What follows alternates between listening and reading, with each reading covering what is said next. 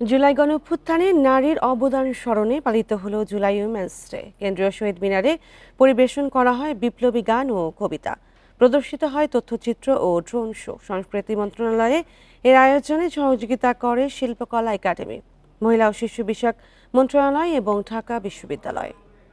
তার মানে কি, বান্ডেল থাকলে প্রতি সেনমানিতে টাকা বাঁচবে।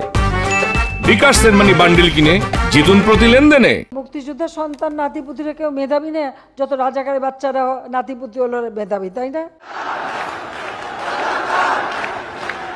গত বছরের 14 জুলাই বৈষম্য বিরোধী ছাত্র আন্দোলনকারীদের রাজাকারের নাতিপুতি বলে মন্তব্য করেন তৎকালীন প্রধানমন্ত্রী শেখ হাসিনা। এর প্রতিবাদে ওই রাতেই রাজপথে নেমে আসে ঢাকা বিশ্ববিদ্যালয়ের ছাত্রীরা। তীব্র আন্দোলনের মুখে 5 আগস্ট পতন হয় আওয়ামী লীগ সরকারের। নারীদের সেই ভূমিকা স্মরণে কেন্দ্রীয় শহীদ মিনারে জুলাই উইমেন্স ডের আয়োজন। জাতীয় সঙ্গীতের মধ্য দিয়ে শুরু হয় অনুষ্ঠান।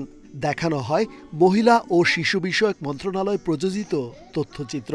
প্রত্যক্ষ পরোক্ষভাবে যারা জড়িত ছিলেন সবাই আমি মনে করি যোদ্ধা। নারীর জায়গা থেকে এটা করা খুবই কষ্টকর ছিল, কারণ অনেকেই কিন্তু নির্যাতনের শিকারও হয়েছেন।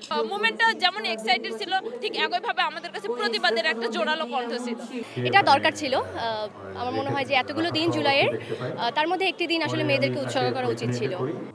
প্রদর্শন করা হয় 14 জুলাই ঢাকা বিশ্ববিদ্যালয়ের হলের ছাত্রীদের আন্দোলনের স্মরণীয় মুহূর্ত। প্রায় 20 দিন ডিসফাংশনাল ছিল, এটাকে তৈরি করা অনেক সময় লাগছে, এখন মোটামুটি ফাংশনাল। ফলে আমি খুব নিরাশ হতে চাই না। পৃথিবীর অন্য দেশে এত বড় অভ্যুত্থান যখন হওয়ার পরে কিন্তু বিশৃঙ্খলা আরো বেশি থাকে। আমি সেই জায়গায় মনে করি বাংলাদেশের মানুষ অনেক দায়িত্বের পরিচয় দিয়েছে। এরপর জুলাইয়ের বিপ্লবী গান ও কবিতা পরিবেশন করেন শিল্পীরা।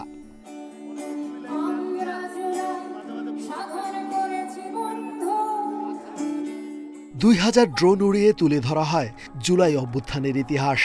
চীন ও বাংলাদেশের যৌথ উদ্যোগে হয় এই ড্রোন শো। রেজওয়ানুল হক, ইন্ডিপেন্ডেন্ট নিউজ, ঢাকা।